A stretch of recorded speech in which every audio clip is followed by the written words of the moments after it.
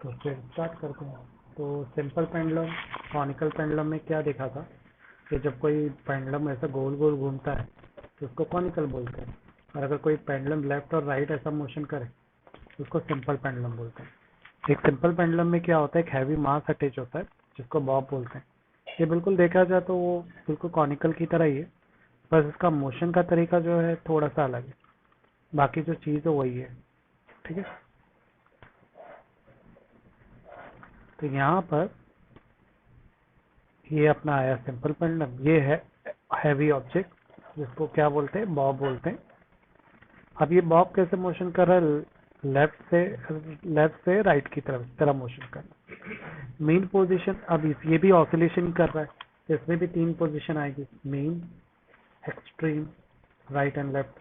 तो राइट वाले extreme position को बी बोलेंगे और लेफ्ट को कंसिडर करेंगे कि वो पॉइंट सी है। अब बॉब का भी कुछ ना कुछ रेडियस होगा, उसको आर से रिप्रेजेंट करेंगे। यहाँ से लेके बॉब तक का जो थ्रेड का लेंथ है उसको स्मॉल एल से रिप्रेजेंट करेंगे। पर अगर मैं बॉब के रेडियस से लेकर ये पूरी लेंथ का टोटल निकालूं तो वो क्या हो जाएगा, कैपिटल एल हो जाएगा। तो कैपिटल एल क्या है? हाँ हेलो, आवाज आ रही है? अस्सलाम वालेकुम सर। वालेकुम सलाम। तो टोटल लेंथ क्या होती है, ये यहाँ से लेके यहाँ तक की लेंथ और बॉब के रेडियस की लेंथ, इस दोनों को मैं ऐड अप करूंगा तो वो टोटल लेंथ कहलाती है। Small L and small R, total length. Correct? ये बेसिक चीजें समझना है। उसके बाद अब देखो, हर एक चीज पर एक पर्टिकुलर फोर्स तो लगते रहती है। वो पर्टिकुलर फोर्स कौन सी होती है? ग्रेविटी की फोर्स, जो ऑलवेज वर्टिकली डाउनवर्ड होती है। पर ऑब्जेक्ट अभी ऐसे घूम के इस तरफ जा रहा है, तो अगर यहाँ पर कोई वर्टिकली डाउनवर्ड एक फोर्स है तो कुछ फोर्स उसको यहाँ पर भी लग रही होगी और कुछ फोर्स यहाँ पे भी लग रही होगी। मान लेते ये एक्स एक्सिस है, ये मान लो मेरा वाई एक्सिस है। तो ये टोटल अपनी फोर्स हो गई ग्रेविटी की। अब एंगल से नजदीक जो फोर्स होगी वो एम जी कॉस थीटा होगी, और एंगल से जो दूर होगी वो रहेगी एम जी साइन थीटा। ये बेसिक पार्ट तो हम लोग को पता है, करेक्ट ना? अब रिजल्टेंट फोर्स देखते हैं बॉब का। तो जो रिजल्टेंट फोर्स है वो हम लोग एक्स एक्सिस के बेस पे लेंगे, क्योंकि बॉब पेंडुलम इस तरह से रोटेशन कर रहा है, बेस्ड ऑन एक्सिस कर रहा है वो। तो बेस्ड ऑन एक्सिस बॉब किस तरफ जा रहा है मोशन करते हुए? लेफ्ट साइड की तरफ। अगर वो लेफ्ट साइड की तरफ जा रहा है तो जो फोर्स है वो फोर्स क्या रहेगी? Minus M G sine theta. Minus M G sine theta की नेगेटिव एक्सिस की तरफ जा रहा है वो। यहाँ पर जो फोर्स है और जो एंगल बन रहा है वो दोनों एक दूसरे के अपोजिट डायरेक्शन में। थीटा यहाँ पर डिस्टेंस को रिप्रेजेंट कर रहा है। ठीक है, बोलते हैं कि यहाँ पे जो बनने वाला जो एंगल है ना वो बहुत ही शॉर्ट होता है, क्योंकि ना ये पेंडुलम कंटिन्यू मोशन करता रहता है। तो ये एंगल जो बनेगा वो टेम्परेरी बनता रहेगा और बार बार वो एंगल बदलता रहेगा। इसलिए बनने वाले एंगल को क्या बोलेंगे कि बनने वाला जो एंगल है वो बहुत ही स्मॉल है और टेम्परेरी बन रहा है और छोटा है, इसी वजह से साइन थीटा को थीटा कंसिडर करेंगे। तो इस इक्वेशन में हम लोग क्या लिख देंगे? F is equal to minus M G theta. अगर सर हाँ बोलो। मैं बोला था नेक्स्ट डेरिवेशन आएगा तो पेन से करके बताना ना। अभी इसको रहने दो कि अभी पेन से करूं मैं? नहीं, ये चलेगा, ये आप करा लो। हाँ, नेक्स्ट अभी आएगा ना, नेक्स्ट टॉपिक मतलब। ठीक है। अच्छा, दूसरा साइन थीटा का फॉर्मूला सभी को पता होगा। अगर यहाँ पर मैं ऑब्जर्व करूँ तो एक बड़ा सा ट्रायंगल है, देखो पेंडुलम का, ये दिख रहा है तुमको? अगर मैं से यहाँ से साइन थीटा का फॉर्मूला अप्लाई करूँ तो क्या होता है? Sine theta opposite upon hypotenuse, correct ना? तो अपोजिट में क्या है? अपोजिट में एम जो जी साइन डिस्टेंस थीटा। है जिसको एक्स से रिप्रेजेंट किया है, डिस्टेंस, ये अपोजिट डिस्टेंस है। बेस्ड ऑन स्प्रिंग एक्स होता है ना डिस्टेंस, और हाँ हाइपोटेनियस क्या है? हाइपोटेनियस अपना लेंथ है, करेक्ट ना? टोटल लेंथ है बॉब तक की। तो क्या हो जाएगा? थीटा साइन थीटा अपोजिट है आर्क और हाइपोटेनियस है लेंथ, तो वो जगह एक्स अपॉन एल। तो मैं इस थीटा की जगह पर एक्स अपॉन एल पुट कर दूंगा, तो मुझे इक्वेशन कुछ इस तरह से मिलेगी। अब क्या करेंगे, इसको सिर्फ रीअरेंज करते हैं इस इक्वेशन को। क्या मैं इसको ऐसे लिख सकता हूँ? Minus M G upon L into X. हमें क्या बोल रहा हूँ कि देखो, किसी भी ऑब्जेक्ट के अंदर जो मास होता है और मास बेस पे जो ग्रेविटी होती है और जो लेंथ होती है ऑब्जेक्ट, वो ऑलवेज फिक्स होती है। हम उस फिक्स पोजीशन के बेस पे इसको मोशन करवाते हैं। तो हर एक चीज के अंदर कंडीशन में ये चीजें फिक्स होती है, तो जो फिक्स होगी वो होगी कांस्टेंट। मान लेते हैं कांस्टेंट है, तब मैं बोल सकता हूँ कि जो फोर्स है वो डायरेक्टली प्रोपोर्शनल है डिस्प्लेसमेंट के, but in opposite direction. Correct? तो देखो यहाँ पर भी हम लोग ने फर्स्ट ऑसिलेशन के कॉन्सेप्ट के बेस पर फोर्स का फॉर्मूला निकाला है। अब आगे बढ़ते हैं। तो उस बेस पे फॉर्मूला क्या रहेगा, जो रिस्टोरिंग फोर्स होती है जो बॉब पर एक्ट कर रही है, जैसे बॉब इधर पे आया तो इधर पे आने पर एक रिस्टोरिंग फोर्स होती है। रिस्टोरिंग वो फोर्स होती है जो उसको वापस रिटर्न बैक लेके जाना चाहती है। वो किस पर निर्भर करती है, डिस्टेंस पर। अब देखो डिस्टेंस ऐसा कवर हो रहा है जो रिस्टोरिंग फोर्स उसके अपोजिट है, करेक्ट ना। अब ये डिस्टेंस कहाँ पे, इसको डिस्टेंस कहाँ से लिया हम लोग ने, मेन पोजीशन से, और ये रिस्टोरिंग फोर्स वापस इसको कहाँ पे लेकर जाना चाहती है, मेन पोजीशन पे, directed toward the main position. Clear है यहाँ तक, किसी को कोई डाउट है? कैस, साइमा, फरहान? देयरफॉर नहीं यहाँ पे सर। लगने वाला जो डिस्प्लेसमेंट हो रहा है वो बहुत स्मॉल है, यानी डिस्टेंस जो कवर हो रहा है पेंडुलम थोड़ा स्मॉल डिस्टेंस कवर कर रहा है, फिर रिटर्न बैक हो रहा है, फिर स्मॉल डिस्टेंस, इस तरह से धीरे धीरे वो तो रुकने वाला ही होगा। Simple pendulum perform linear simple harmonic motion. जो सिंपल पेंडुलम होता है वो कौन से टाइप का मोशन परफॉर्म करते हैं, लीनियर सिंपल हार्मोनिक, क्योंकि वो एक स्ट्रेट फॉर्मेशन में घूमते हैं, एंगल नहीं बनाते, करेक्ट। न्यूटन के सेकंड लॉ के मुताबिक फोर्स का फॉर्मूला क्या होता है, मास इंटू एक्सेलरेशन। तो एक्सेलरेशन क्या हो जाएगा, फोर्स अपॉन मास। फोर्स की वैल्यू हमारे पास है ये minus M G X upon L, ये हम लोग ने शुरुआत में निकाली थी। ये वैल्यू को मैं यहाँ पे पुट कर दूंगा तो ये हो जाएगा minus M G upon L X. ठीक है, ये m और ये m कट गया तो क्या बचा मेरे पास, a is equal to minus G L upon X. But linear simple harmonic motion के हिसाब से मेरे पास जो एक्सेलरेशन का फॉर्मूला है वो क्या है, minus omega square x, correct यही है ना। अब देखो ये एक्सेलरेशन फॉर्मूला पेंडुलम के बेस पर है, ये लीनियर सिंपल हार्मोनिक बेस पर, दोनों ही सही है। अगर दोनों सही है तो दोनों को साथ में लिखेंगे नीचे वैल्यू को, minus G upon L X equal to minus omega square X. ना x और x कट जाएगा तो क्या बचा, omega square, this negative sign is also cancel, omega square is equal to G upon L. अब इस square को right लेंगे तो स्क्वायर रूट आ जाएगा और मुझे first angular velocity of simple pendulum की इक्वेशन मिलेगी। अब मुझे सेकंड क्या पता करना, देखो हमेशा हम सिंपल पेंडुलम की स्टडी करते हैं ना तो हमेशा एक ही चीज की स्टडी करते हैं, वो क्या है, टाइम पीरियड, करेक्ट ना। अब इसका टाइम पीरियड निकालना है तो टाइम पीरियड का फॉर्मूला क्या है, 2 पाई अपॉन ओमेगा। अब जरा ध्यान से देखो ओमेगा का वैल्यू मेरे पास पहले से ही है तो मैं क्या करूंगा, इस ओमेगा की जगह पे रूट जी अपॉन एल ले लूंगा। अब जारी बात है ये डिवाइड में जाएगा, अगर डिवाइड में वो चीज को लिखूंगा तो डिवाइड क्या करता है, उस चीज को ऊपर कर देगा तो ये एल अपॉन जी हो जाएगा, उल्टा हो जाएगा साइन, करेक्ट। तो ये आया मेरा फॉर्मूला टाइम पीरियड का, समझ में आया।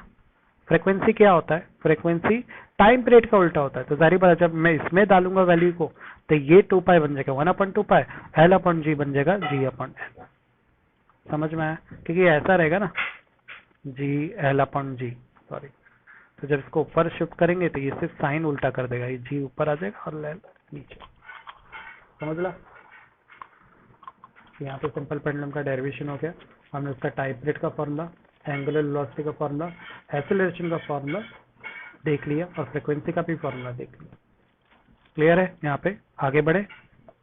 साइमा, फरहान, हाँ सर। कहे कोई डाउट इधर पे, नो डाउट, ओके नहीं आगे सर। बढ़ते हैं। अब लॉ देखते हैं, तो लॉ इस फॉर्मूले के बेस पे ही रहेगा, तो मैं ये फॉर्मूले को छुपाता नहीं, दिखाता हूँ ये फॉर्मूला कि इस फॉर्मूले के बेस पे ही लॉ बनाया गया है। अब देखो लॉ बनाना बहुत ईजी रहता है। पहला लॉ है लॉ ऑफ लेंथ। जरा देखो लेंथ आमने सामने ही है टाइम पीरियड के, तो मैं बोलूंगा कि the period of simple pendulum, the period time period of simple pendulum is directly proportional to the, देखो स्क्वायर रूट में लेंथ है तो बोलूंगा स्क्वायर रूट ऑफ लेंथ, बस उतना ही सा हिस्सा निकाल लेने का जिससे तुमको रिलेट करना है लॉ को, ठीक है। Law of acceleration due to gravity, तो मुझे इसको रिलेट करना है इसके साथ, तो मैंने उतना ही हिस्सा यहाँ पे निकाला है, बरोबर ना। बाकी इसको क्या कंसिडर किया, कांस्टेंट, ताकि इस लॉ को समझा सको। तो इससे मेरे को क्या समझ में आ रहा है, the period of simple pendulum is inversely, देखो कोई भी चीज अपाउंड के नीचे होती है तो उसको इनवर्सली वर्ड से represent, inversely proportional to this G is represent the acceleration due to gravity. Third law है law of mass. Law of mass क्या बोलता है, देखो मास यहाँ दिखाई दे रहा है फॉर्मूले में, तो इस फॉर्मूले में मुझे मास दिख नहीं रहा तो मैं लिख दूंगा 0, देयर इज नो मास। तो बोलूंगा जो पीरियड ऑफ सिंपल पेंडुलम है ना वो मास पर निर्भर नहीं करता है, ना ही एम्पलीट्यूड पर, करेक्ट, ये इस चीज पे निर्भर नहीं करता है, this is independent of mass. अब आते हैं सेकंड पेंडुलम में, सेकंड पेंडुलम क्या होता है वो देखते हैं, ठीक है। यहाँ तक तो मैं लॉ क्लियर हो गए सभी को, तो हम लोग अब आते हैं ये लास्ट पेज, ठीक है। तो सेकंड लॉ ऑफ पेंडुलम क्या होता है? A simple pendulum whose time period is 2 second. अगर किसी पेंडुलम का जो टाइम पीरियड है वो 2 सेकंड है तो उस टाइप के पेंडुलम को क्या बोलेंगे? Second pendulum. तो सेम सिंपल पेंडुलम का फॉर्मूला लेंगे टाइम पीरियड का, और इसके टाइम पीरियड की जगह पे मैं क्या लिख दूंगा? 2 लिख दूंगा। ठीक है, तो ये बन जाएगा 2 is equal to 2 pi square root of L upon G. ये 2 और ये 2 कट गया, क्या हो जाएगा? 1 is equal to pi square root of L G. Correct. अब मैं क्या करता हूँ, इस पूरी इक्वेशन में स्क्वायर अप्लाई कर देता हूँ। स्क्वायर अप्लाई कर 1 पे स्क्वायर अप्लाई करने से कुछ होगा क्या? ये पाई स्क्वायर हो जाएगा और इस स्क्वायर से स्क्वायर रूट कट जाएगा, तो मुझे क्या मिलेगा? 1 is equal to pi square into L upon G. Correct. अब मैं क्या करूंगा, इस पाई स्क्वायर और जी को लेफ्ट साइड ले लेता हूँ, तो एल क्या हो जाएगा? L is equal to G upon pi square हो जाएगा। करेक्ट। अब हमें पता है जो पाई होता है वो कांस्टेंट वैल्यू है, कोई भी नंबर है तो वो कांस्टेंट होगा। अगर ये कांस्टेंट है तो मैं बोल सकता हूँ जो लेंथ होती है वो डायरेक्टली प्रोपोर्शनल होती है एक्सेलरेशन ड्यू टू ग्रेविटी के। समझ में आया? ये फॉर्मूला भी हम लोग यूज करेंगे। Length of the simple pendulum is different at different place on the, पूरा जो लेंथ होती है ना पेंडुलम की वो अलग अलग होती है, अलग अलग प्लेस में। जैसे अगर तुम इक्वेटर में, तो एक्सेलरेशन ड्यू टू सर आपकी ग्रेविटी। आवाज क्लियर नहीं आ रही है। अभी आ रही है आवाज मेरी clear? Hello. Sir cut cut के आ रही है।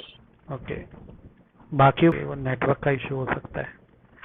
तो ये इस केस में क्या बोल रहा है, अगर तुम इक्वेटर पे हो तो तुम्हारा जो ग्रेविटी होता है ना, जो ग्रेविटी होती है वो कम होती है, पर अगर तुम पोल पर हो तो ग्रेविटी मैक्सिमम रहेगी।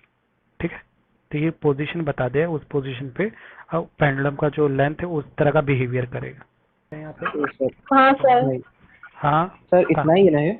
हाँ, बस इतना ही है। अब मैं वही सोच रहा था मैं पढ़ाऊँ क्या क्या घसीटूं इसमें, तो इसमें कुछ है ही नहीं। एम्पलीट्यूड का मतलब पता है और एम्पलीट्यूड क्या होता है उसके बारे में थोड़ा डिटेल्स में डिस्कस कर दिया है। ठीक है साइमा, क्लियर? सर एम्पलीट्यूड मतलब O टू N भी हो सकता है, maximum O to distance, N किसी भी हो मेन सकता है। पोजीशन से कहीं का भी डिस्टेंस। हाँ मान लो मैंने इसलिए बोला, मान लो ये मेरा ऑसिलेशन इधर पहुंचा तो कुछ ना कुछ डिस्टेंस होगा, ये कुछ ना कुछ हाँ डिस्टेंस के एम्पलीट्यूड को भी बताता है, तो कुछ ना कुछ उसका एम्पलीट्यूड भी होगा उसी हिसाब से। अच्छा। तो अब हम लोग पढ़ते हैं नेक्स्ट कॉन्सेप्ट की तरफ, जो है पीरियड ऑफ एसएचएम। तो पीरियड ऑफ एसएचएम को ले लेता हूँ जितना मैक्सिमम कवर होता है। तो मैंने मैक्सिमम पार्ट को कवर कर लिया है यहाँ पे। तो पीरियड क्या होता है? तो period of simple harmonic motion, जो भी टाइम लगता है किसी पार्टिकल को एक कंप्लीट वन ऑसिलेशन करने में, उसको उसका क्या बोलते हैं? पीरियड ऑफ एसएचएम बोलते हैं। तो यहाँ पे जो पीरियड ऑफ एसएचएम टाइम को बता रहा है, जिससे में कोई भी चीज ऑसिलेशन कर रही है, कोई भी चीज हो जाए, मान लो स्प्रिंग हो गया, तो उसका एक कंप्लीट ऑसिलेशन जहाँ पे भी हो रहा है वो टाइम उसका टाइम पीरियड होगा। अब वापस से हम लोग क्या करेंगे, मान लेते एक पार्टिकल है वो ऑसिलेशन कर रहा है फ्रॉम इट्स मीन पोजीशन और उसने डिस्टेंस कवर किया। अगर मीन पोजीशन से वो डिस्टेंस कवर कर रहा है तो उसके बेस में मैं फॉर्मूला कौन सा यूज करूंगा? ये वाला डिस्प्लेसमेंट का फॉर्मूला यूज करूंगा, x equal to a sin omega t plus five.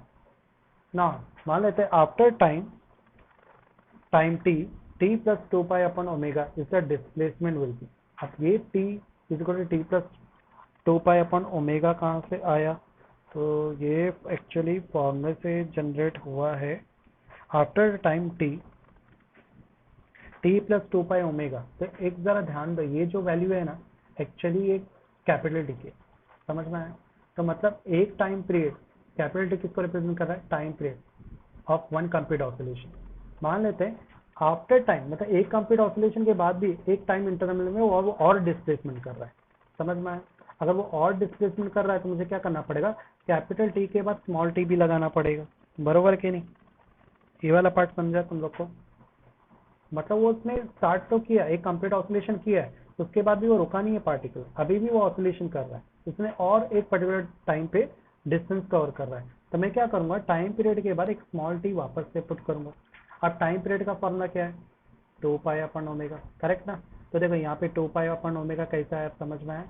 After time t plus 2 pi omega displacement क्या हो जाएगा? तो ऐसे में हम लोग क्या करेंगे, ये जो स्मॉल टी है ना, इस स्मॉल टी की जगह पे मैं क्या लिख दूंगा, अगर इस इक्वेशन को थोड़ा डिटेल में दिखाए तो x equal to a sine omega, ठीक है, t प्लस कैपिटल टी, ये ब्रैकेट में ले लेते हैं, प्लस वाई, ये हो जाएगा। अब स्मॉल टी, कैपिटल टी क्या है? 2 पाई अपॉन ओमेगा। तो जरा ध्यान दो, यहाँ पर बिल्कुल वैसे ही नहीं लिखा है, omega T plus 2 pi upon omega, correct ना? Plus Y. इधर किसी को डाउट आया क्या इस पार्ट पे? कोई एनी नहीं डाउट? सर। पक्का समझा ना? अब तो नो नीचे। सर। हाँ साइमा, कोई डाउट आया? नहीं सर, ओके, समझा। अब आगे बढ़ते हैं। तो एक्स इक्वल टू क्या हो जाएगा, ए साइन ओमेगा टी। अब क्या कर रहे हैं यहाँ पर, इसने इस ओमेगा को अंदर मल्टीप्लाई कर दिया। चलो दिखाता हूँ मैं कैसे हो रहा है। आई होप ये समझ में भी आ रहेगा। मल्टीप्लाई करेंगे ओमेगा टी हो जाएगा, ये बन जाएगा 2 पाई ओमेगा अपॉन ओमेगा हो जाएगा, करेक्ट ना? प्लस पाई ना, ये ओमेगा और ये ओमेगा कट गया, तो क्या बचा, omega T plus 2 pi upon 5, 2 pi upon 5, correct ना?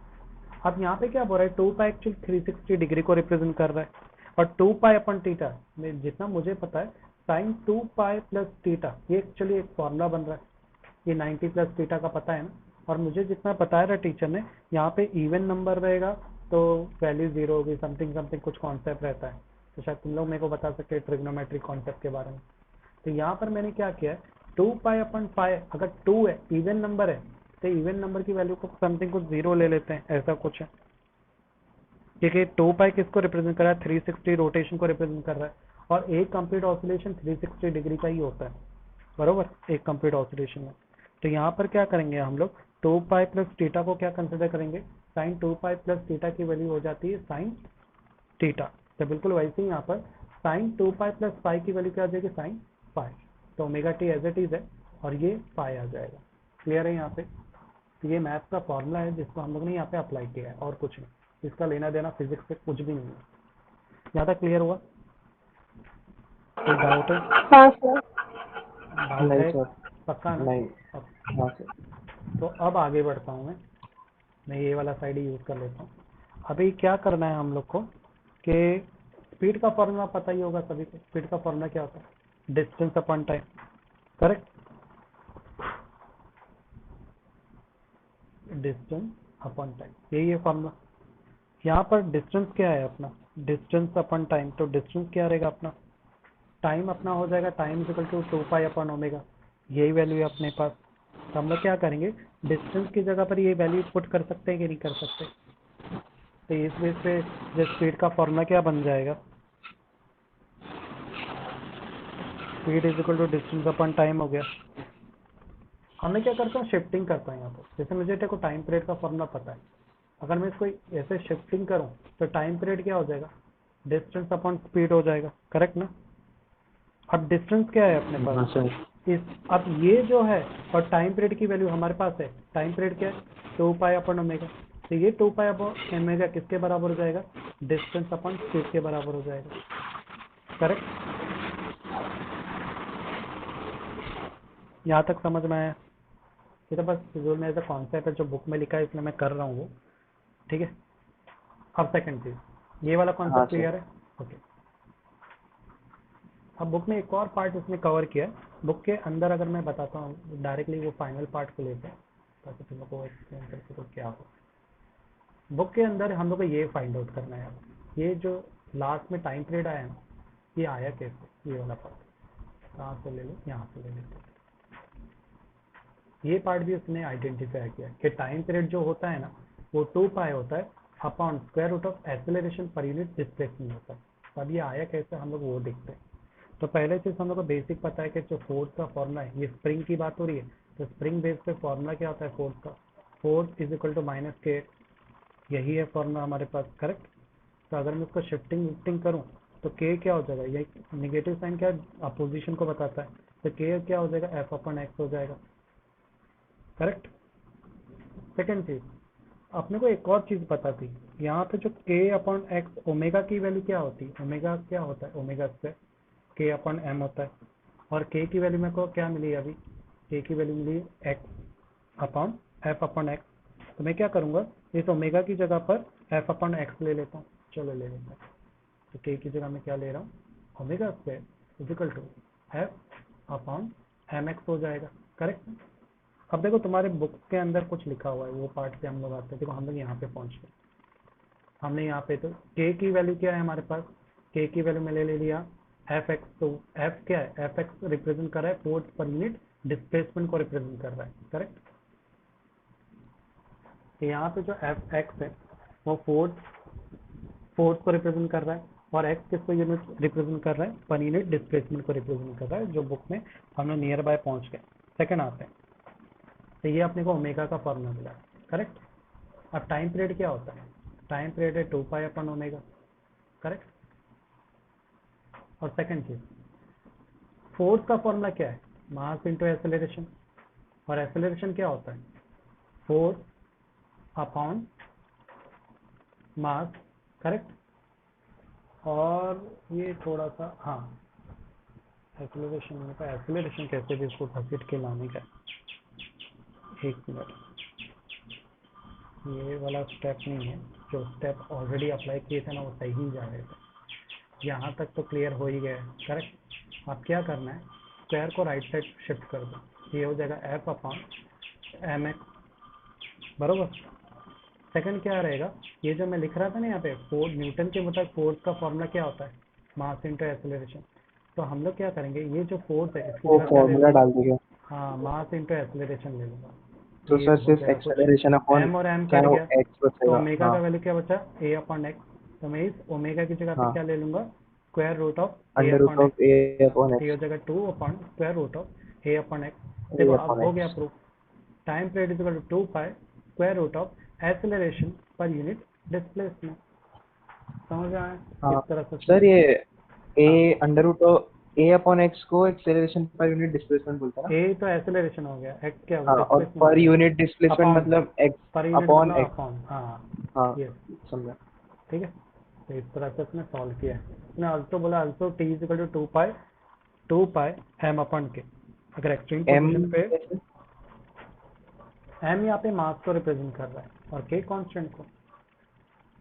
तो जरा ध्यान दो, देखो ऊपर वो भी चीज है। हाँ अच्छा, उसने डायरेक्ट ले लिया हाँ, उसने वो ओमेगा वैल्यू की पुट जगह। कर दी। हाँ, तो ओमेगा क्या हो जाएगा? Square root of K upon X. Omega square root of उसने के अपॉन ओमेगा की एम। जगह पे रखा तो जाहिर बात शिफ्टिंग हाँ, होगी, करेक्ट। और वो तो इस एम बेस ऊपर पे ये चलेगा के फॉर्मूला भी नीचे है। रहेगा। तो हम लोग दो फॉर्मूला समझ। क्रिएट कर सकते हैं उसी के बेस पे। अगर ये फॉर्मूला समझा तो फ्रीक्वेंसी भी समझा। फ्रीक्वेंसी क्या होती है? N is equal to 1/t। क्या चेंज वन हो जाएगा अपॉन टी, फॉर्मूले में?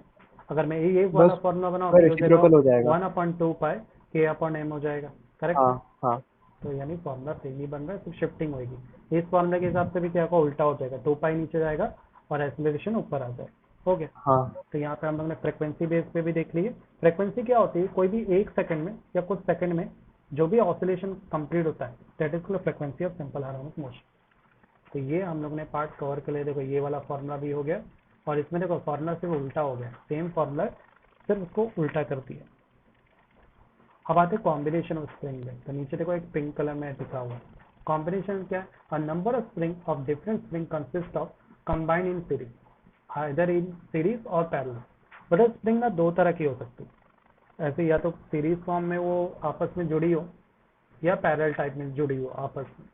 तो अगर इसको मेरे को समझाना है ना, तो मुझे इसे रेजिस्टेंस से समझाना पड़ेगा। तो हमने रेजिस्टेंस इन सीरीज और पैरेलल पढ़ा है, ये बिल्कुल कॉन्सेप्ट उसी की तरह। हाँ, अगर कोई मान लो कोई स्प्रिंग सीरीज में, सीरीज का मतलब क्या होता है?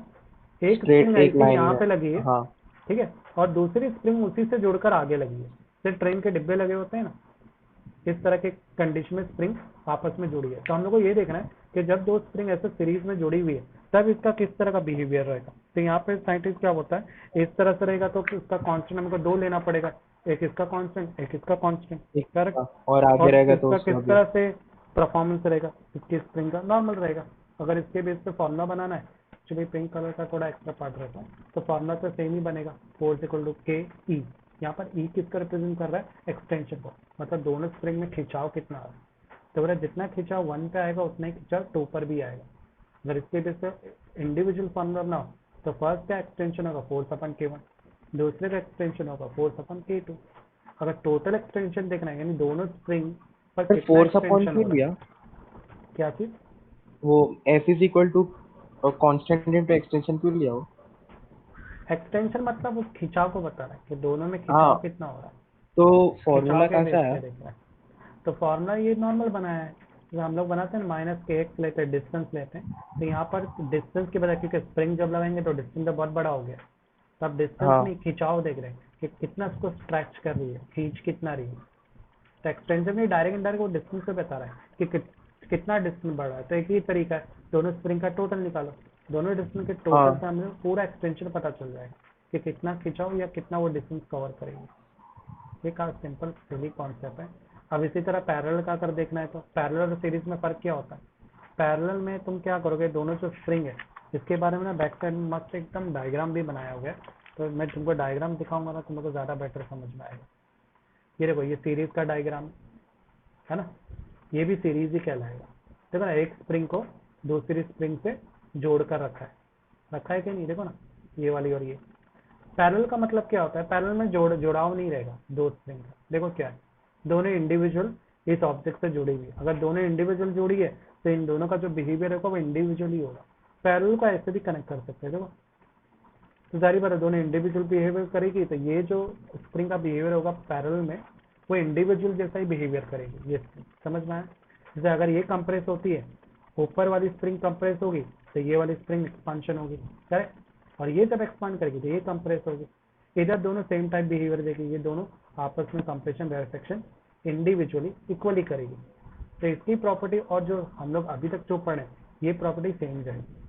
पैरेलल है तो पैरेलल में हम क्या करते हैं, तो मुझे याद है अपन ने जब रेजिस्टेंस इन सीरीज किए थे तो उसमें क्या करते थे, पैरेलल होता था अपाउंड में लिखते थे, याद है ना, 1/r = 1/r1 + 1/r2, रिमेंबर? तो हम लोग भी वही सी फॉर्मूला यहाँ पे क्रिएट करने वाले, 1/k = 1/k1 + 1/k2, करेक्ट? अगर इससे भी ज्यादा स्प्रिंग है तो जलती जाएगी। तो यहाँ पे समेशन किसको रिप्रेजेंट कर रहा है? एक से ज्यादा स्प्रिंग को रिप्रेजेंट कर रहा है और कुछ नहीं। अगर एक से ज्यादा स्प्रिंग है, फॉर्मूला कैसे क्रिएट होता है? ये फॉर्मूला वही से क्रिएट हुआ है, = k एक्सटेंशन, वही ओल्ड फॉर्मूला। इसको रीअरेंज किया गया है और वैल्यू को पुट किया गया है। अगर मैं इसको क्रॉस मल्टीप्लिकेशन करूं इस इक्वेशन को तो मुझे क्या मिलेगा? k = k1 k2 / k1 + k2। इस फॉर्मूले के जरिए में पैरेलल कनेक्शन में कोई स्प्रिंग का एक्सटेंशन कितना है, कितना उसका कांस्टेंट वैल्यू है, वो फाइंड आउट कर सकते हैं। ठीक है, तो ये तो थोड़ा एक्स्ट्रा पार्ट हो गया पिंक कलर वाला, तो भी देख लेते हैं। यहाँ पर उसी चीज को ब्ला ब्ला लिखा हुआ है। अब आते हैं हम लोग नेक्स्ट कॉन्सेप्ट की तरफ, जो है रेफरेंस सर्कल, ये वाला पार्ट। इस पार्ट में क्या बताया जा रहा है कि जब एक पार्टिकल एक कंप्लीट ऑसिलेशन कंप्लीट करता है और जब एक पार्टिकल कंप्लीट सर्कुलर मोशन करता है तो दोनों को जो बिहेवियर होता है वो एक जैसा होता है। एक कंप्लीट सर्कुलर मोशन करने में जितना टाइम लगता है उतना एक कंप्लीट ऑसिलेशन करने में टाइम लगता है। समझ में आया? तो इसको ऐसा बनाओ या इसको ऐसा बनाओ, सब एक ही चीज है, सबका कंप्लीट ऑसिलेशन एक जैसा ही होता है।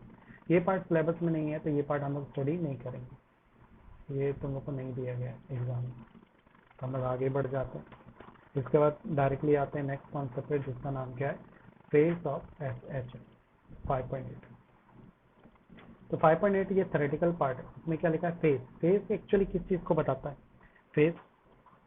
फेज एक्चुअली मैं बार बार क्या बता था, phase is basically the state of oscillation. ये ऑसिलेशन को स्टेट को बता रहा है कि कोई ऑसिलेशन किस तरह से परफॉर्म हो रहा है। तो मैंने क्या बोला था, यहाँ से लेकर जैसे जैसे फेज बनते जाएगा तो फेज को हम लोग एंगल के थ्रू भी देख सकते हैं, करेक्ट ना? आगे बढ़ते हैं। ये वाला पैराग्राफ जरूरी है, इस फेज के बारे में पढ़ना है। मैं इसकी बजाय ये वाला टूल यूज करता हूँ। And to know the phase, we need to a quantity that is continuously change with the time. अगर फेज के बारे में जानना है तो तुम्हें उस क्वांटिटी के बारे में जानना पड़ेगा जो कंटिन्यूसली टाइम के बेस पे चेंज हो रही है। और वो कौन सी क्वांटिटी जो टाइम के बेस पे चेंज होती है? डिस्टेंस, वेलोसिटी और एक्सेलरेशन। ये तीनों प्रॉपर्टी जो है ये जब टाइम चलता रहता है वैसे वैसे ऑसिलेशन के अंदर बदलते रहते हैं। चलो आगे बढ़ते हैं। तो उस बेस पे यहाँ पे कुछ स्पेशल केस दिए हुए हैं और स्पेशल केस के बेस पर देखो यहाँ पर वापस एक फॉर्मूला बनाया गया, sine theta = omega T plus alpha. तो यहाँ पे बोला ये जो थीटा की वैल्यू है ना, यहाँ पर जो एंगल है उस एंगल को हम लोग किससे रिप्रेजेंट कर रहे हैं? ओमेगा टी प्लस फाई से रिप्रेजेंट कर रहे हैं। तो ओमेगा टी प्लस फाई इस एंगल को रिप्रेजेंट कर रहा है और ये एंगल ही क्या होता है? फेस होता है। Clear? Thus, to use the phase of SSM, it is varies continuously with time. तो बोलते जो फेस होता है ना वो टाइम के बेस पर बदलता रहता है, इसी को फेस एंगल या फेस बोलते हैं। तो फेस किस चीज को बताता है? यहाँ पे डायरेक्ट इनडायरेक्ट एंगल को ही बताता है। मान लो एक केस है जिसके अंदर जो फेस एंगल है वो 0 बन रहा है। अगर फेस एंगल 0 है तो उसका मतलब क्या है? हमारा पार्टिकल कौन सी पोजीशन पे होगा? बताओ जरूर। ये मेरी स्प्रिंग है, ये इसका मीन पोजीशन है and this is extreme position. अगर मेरा फेज एंगल 0 है सर इनिशियल पोजीशन पर ही होगा ना? यस वेरी गुड, वो मेन पोजीशन पे, यानी उसने मोशन ही नहीं किया। अगर वो मोशन ही नहीं हाँ। करेगा यानी वो इनिशियल पोजीशन पे, इसलिए एंगल क्या बन रहा है 0 डिग्री का 0। एंगल बनेगा। समझ में आया? तो फेज एंगल क्या है, ये नीचे लिखा हुआ है at the beginning of first oscillation theta की वैल्यू 0 है, द फेज एंगल क्या रहेगा 360 डिग्री। 360 किसको बताता है? अगर मैं सर्कुलर मोशन के हिसाब से देखूं उस हिसाब से लिखो है in the beginning of second oscillation, इसकी वैल्यू क्या हो जाएगी? स्टार्टिंग में तो 0 डिग्री है, अगर इसको सर्कल से समझो ऑसिलेशन को, तो शुरुआत में उसने शुरू नहीं किया था एंगल 0 है, पर जब वो सेकंड ऑसिलेशन कंप्लीट करेगा तब उसकी वैल्यू क्या हो जाएगी 360 डिग्री हो जाएगी। यानी एक कंप्लीट ऑसिलेशन करने में और एक कंप्लीट सर्कुलर मोशन करने में दोनों का जो एंगल है वो एक ही जैसा होता है, 2 पाई या तो 360 डिग्री। समझे ये वाला पार्ट? अब आते हैं कब फेस एंगल 180 डिग्री होगा। 180 डिग्री को किससे रिप्रेजेंट किया हुआ है? पाई से। ये रेडियन फॉर्म है, ये डिग्री फॉर्म। तो वापस से हम लोग अपना लाइन बनाते हैं, ये मीन पोजीशन है, this is my extreme position. तो बताओ कहाँ पर होगा पार्टिकल? तो मुझे इस तरह का देख, तो ग्राफ से समझते हैं, एक ट्रिक बनाते हैं, ग्राफ बनाते हैं। तो ये ग्राफ मैंने कंप्लीट ऑसिलेशन का बताया, बरोबर। अब ग्राफ के अलग अलग डिस्टेंस अलग अलग, ये 0 इनिशियल स्टेज को बताता है, ये वाला पार्ट ये हाफ पोजीशन को बताता है, और ये वाला पार्ट पाई पोजीशन को बताता है, ये वाला हाफ पार्ट 3/2 को बताता है, और ये वाला पार्ट 2 पाई को बताता है, क्योंकि एक कंप्लीट है 360 डिग्री का होता है ना, तो इसका आधा क्या होगा 3/2। पाई क्या होता है? हाफ ऑसिलेशन को रिप्रेजेंट कर रहा है। मतलब मुझे ये देखना है कि हाफ ऑसिलेशन मतलब कितना। ग्राफ से देखो आसानी से समझ रहा है, हाफ ऑसिलेशन जब होता है तो मेरे फेज की वैल्यू कितनी होती है 180 डिग्री होती है, करेक्ट ना। मेरा पार्टिकल ने पूरा 1 ऑसिलेशन कंप्लीट नहीं किया है, उसने, तुम बोल सकते हो कि अगर एक एक्सट्रीम पे था तो उसने दूसरे एक्सट्रीम पोजीशन तक ही गया है पार्टिकल, बस। या मीन पोजीशन में था तो मीन से यहाँ पर गया और मीन पे रिटर्न आया है। तो जरा ध्यान दो, अगर मैं इसको ऐसे बनाऊं तो मीन से यहाँ पर गया और मीन से रिटर्न आया, तो ये 90 और ये 90 कितना हो जाता है 180 डिग्री, करेक्ट। तो 180 डिग्री में क्या करता है वो, वन साइड एक हाफ ऑसिलेशन कंप्लीट करता है, यानी particle at a mean position moving to the negative end similarly state in second oscillation. Phase क्या रहेगा? अगर सेकंड ऑसिलेशन की बात करें तो सेकंड ऑसिलेशन में 180 डिग्री तो हाफ ऑसिलेशन आया, सेकंड ऑसिलेशन वो कंप्लीट एक पूरा ऑसिलेशन करेगा, मेरा फुल एक कंप्लीट एस बना रहा है, दैट मीन्स 360 डिग्री। तो जो भी सेकंड ऑसिलेशन होगा उसमें 360 को ऐड करते जाएंगे, तो मुझे क्या मिलेगा 2 पाई प्लस पाई। क्लियर है ये वाला केस? तो सेकंड केस में हम लोग ये देख रहे थे कि एक्चुअली पोजीशन कहाँ पे रहती है जब मेरे फेज एंगल की वैल्यू 180 रहेगी। क्या हो अगर मेरे फेज एंगल की वैल्यू 90 डिग्री है? तो बता सकते हो 90 पे मेरे ऑसिलेटरी पार्टिकल की पोजीशन कहाँ पे रहेगी? तो तुम्हें ये पाई/2 दिखाई दे रहा है ऊपर।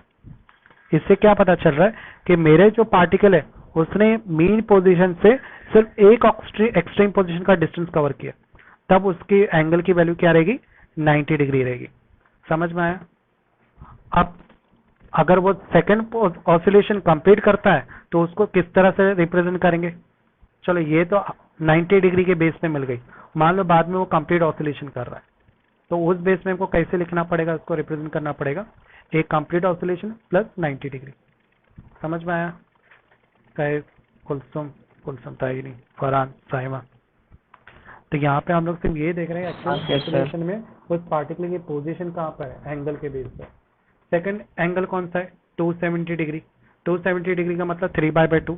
तो तुम लोग देख सकते हो ये पाई/2 है, ये पाई है, ये 3 पाई, मतलब उसने बोलते हैं ना 1 गुना 2.5 गुना 3 गुना, यानी उसने काफी हद तक सेकंड लास्ट पोजीशन पे, यानी वो ऑसिलेशन जब बस कंप्लीट ही करने वाला, मतलब ये मेन पोजीशन से इधर पे गया, यहाँ से वापस मीन से होते हुए यहाँ पर गया और यहाँ पर ही पार्टिकल रुक गया, तो इसको मैं बोलूंगा 270 डिग्री।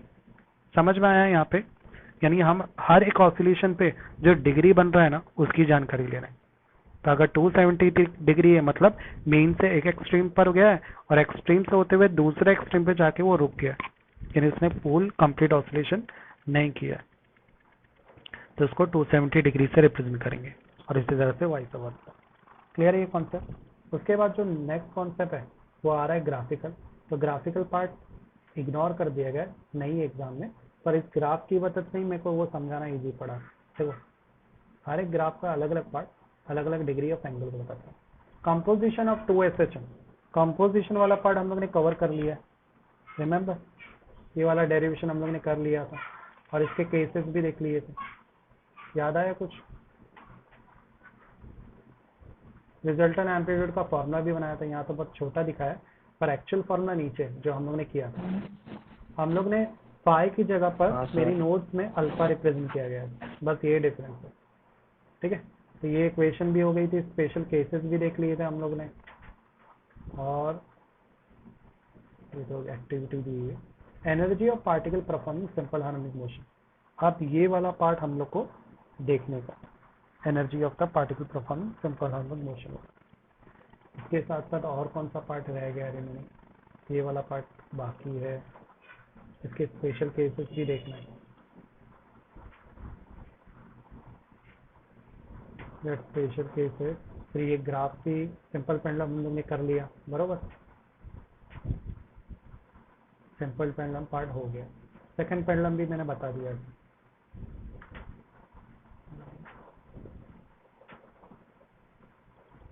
और यहाँ पर कॉनिकल पेंडुलम और सिंपल पेंडुलम का डिफरेंशिएट किया, तो ये थोड़ा इंपॉर्टेंट है बेस्ड में एग्जाम, तो इसको स्टडी कर लेना यहाँ से।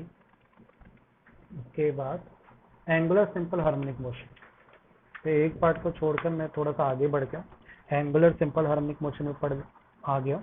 ये काफ़ी इजी कॉन्सेप्ट है, इतना कॉम्प्लिकेशन नहीं, इसलिए मैं इस पर डायरेक्टली आ गया। तो यहाँ पर क्या एक्सप्लेनेशन कर रहा है, इसका जो एक्सप्लेनेशन है इट परफॉर्म से स्टार्ट हो, it perform rotation motion partly in clockwise and anti clockwise.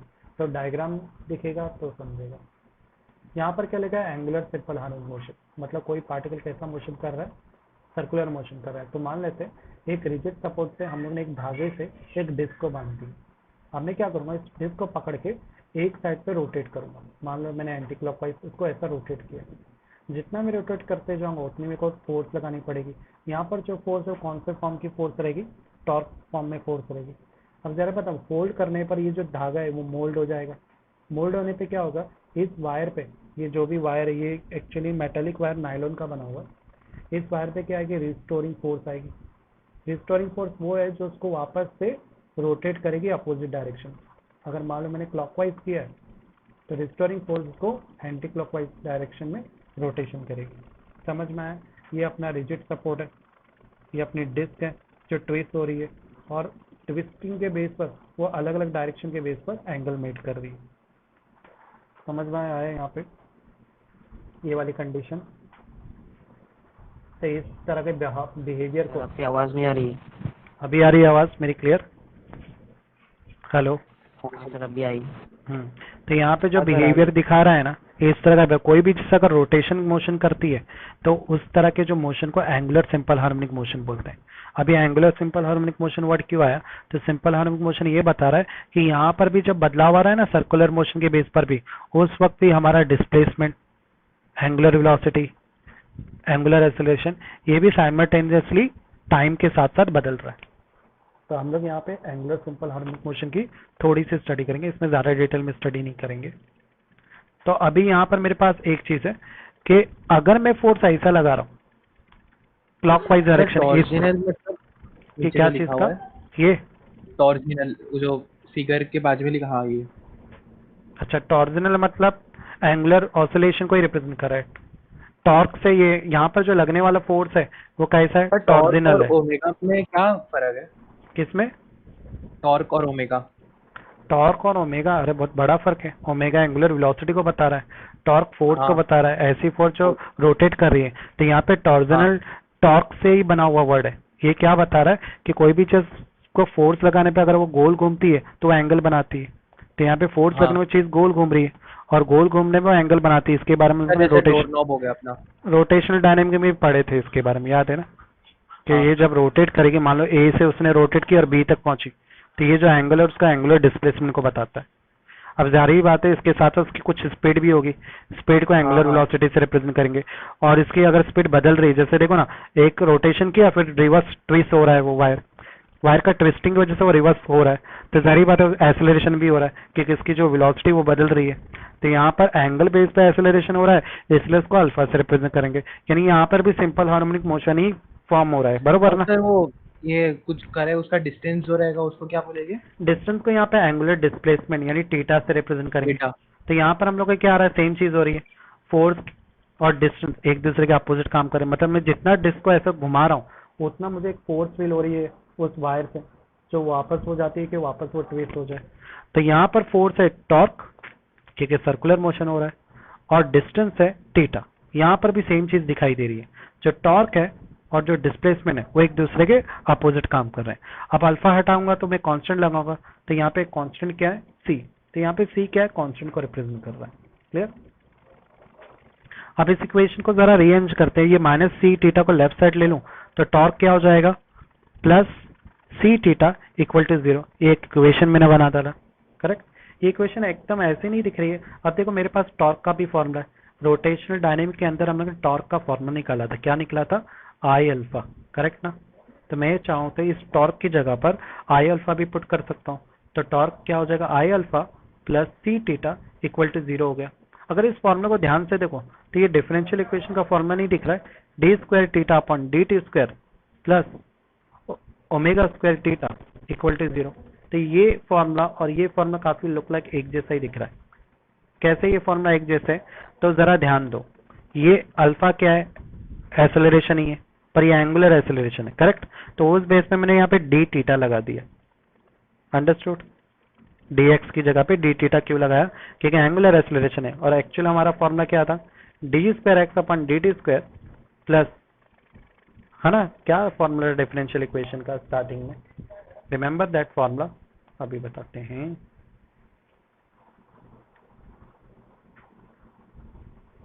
शुरुआत में हम लोग ने ये फॉर्मूला देखे थे और ये फॉर्मूला भी फाइंड किया था, देखो ये वाला फॉर्मूला था, करेक्ट। तो मैंने इसी फॉर्मूले को बेस्ड ऑन टॉर्क बना रहा हूँ, तो टॉर्क में क्या करूंगा, मैं यहाँ पे थीटा वर्ड यूज करूंगा डिस्टेंस की बजाय, करेक्ट। और यहाँ पर भी सेम चीज करूंगा, समझा मैंने क्या किया। तो ये फॉर्मूला किसके बेस पे बना दिया मैंने, एंगुलर एक्सेलरेशन अल्फा के बेस पे बनाया, जो मैं इसे यहाँ पर चाहिए क्योंकि यहाँ पे रोटेशन हो रहा है। तो मैं क्या करूंगा, इस अल्फा की जगह पर मैं इसको ऐसे लिख सकता हूँ, I D square theta upon D T square is equal to omega square theta. अब क्वेश्चन बोलेगे सर ओमेगा कैसा है, तो यहाँ पे जरा ध्यान दे, ये जो सी क्या है कांस्टेंट है और ओमेगा भी क्या है, कांस्टेंट ही है, यानी मैं सी की जगह ओमेगा भी रख सकता हूँ, बरोबर ना। समझ में आया यहाँ तक तुम लोग को, मैं इसको जरा वन कर दूं। अब इसको ऐसे लिख सकते हैं क्या, इस तरह से, तो आई अल्फा तो इनर्शिया को रिप्रेजेंट कर रहा है, बरोबर। और हमारे पास जो फॉर्मूला डिफरेंशियल का वो क्या है, D square theta upon D T square is equal to minus omega square theta. इस तरह से भी मैं डबल डिफरेंशिएशन क्यों लेते हैं इसमें? हाँ, डबल डिफरेंशिएशन क्यों लेते हैं? डबल डिफरेंशियल मतलब किधर है डबल, ये तो एक ही डिफरेंशियल है। ये जो नहीं डी स्क्वायर थीटा मतलब सेकंड ऑर्डर डेरिवेटिव हुआ ना ये। डी स्क्वायर थीटा इसलिए लिया है क्योंकि यहाँ पर हम लोग ने एक्सेलरेशन का फॉर्मूला अप्लाई किया।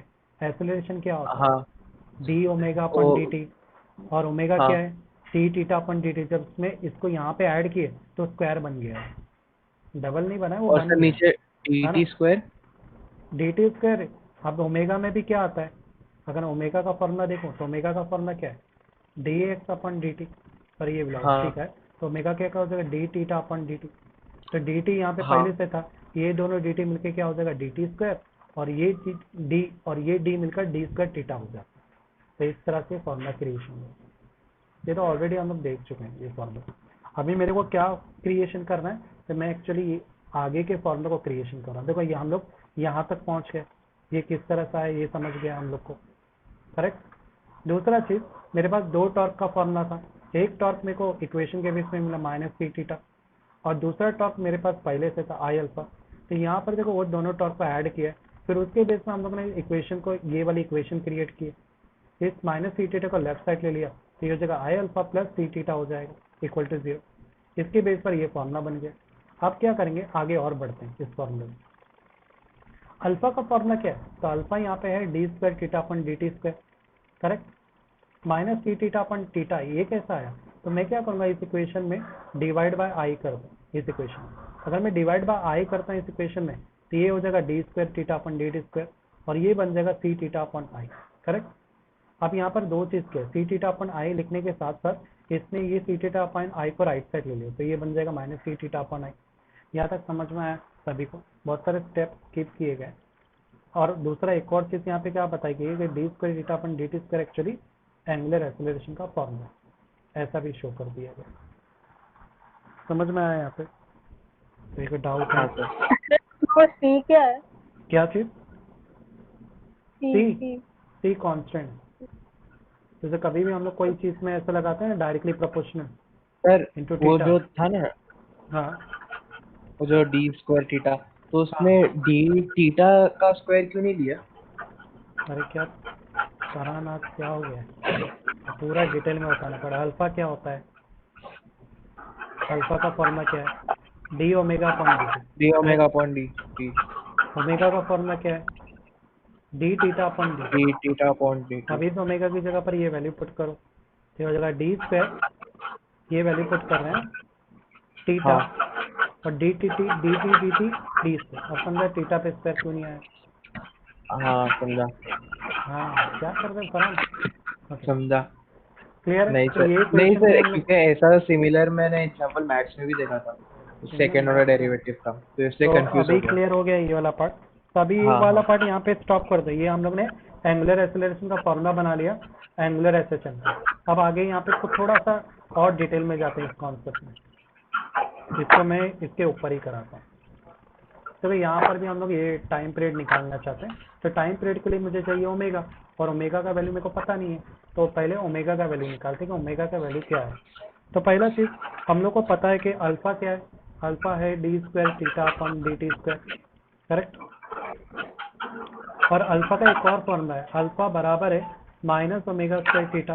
अब ये कैसा आया तुम लोग पूछोगे, तो मैंने एक फॉर्मूला एक्सेलरेशन का बता रहा है। एक्सेलरेशन का फॉर्मूला क्या आया था?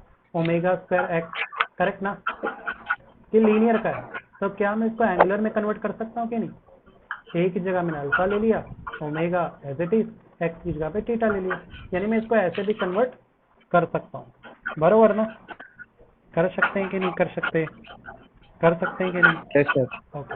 अब मैं क्या करूँ, ये थीटा को लेफ्ट साइड ले लूंगा, तो क्या हो जाएगा? ये omega, omega square is equal to alpha upon theta हो जाएगा। करेक्ट ना? अब ये स्क्वायर को भी राइट साइड ले लो, तो ये हो जाएगा अल्फा अपॉन थीटा। करेक्ट। तो जरा देखो, अब देखो ओमेगा का वैल्यू मिल गया, मुझे पता है टाइम पीरियड का फॉर्मूला क्या है?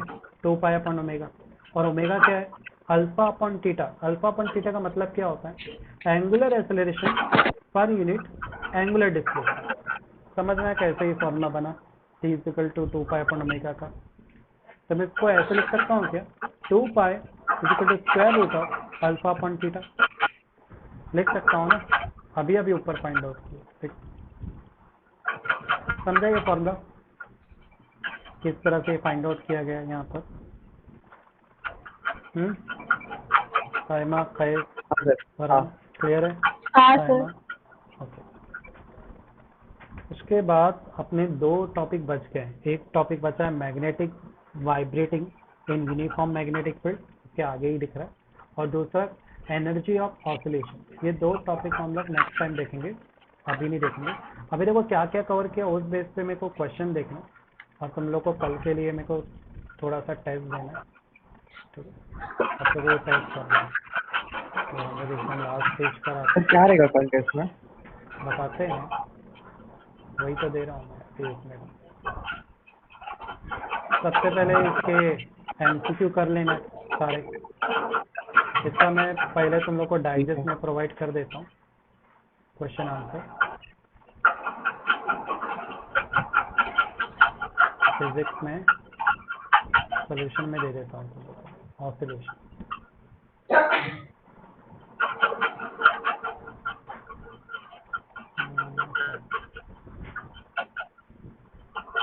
ये मैं प्रोवाइड कर दे रहा हूँ तुम लोग को।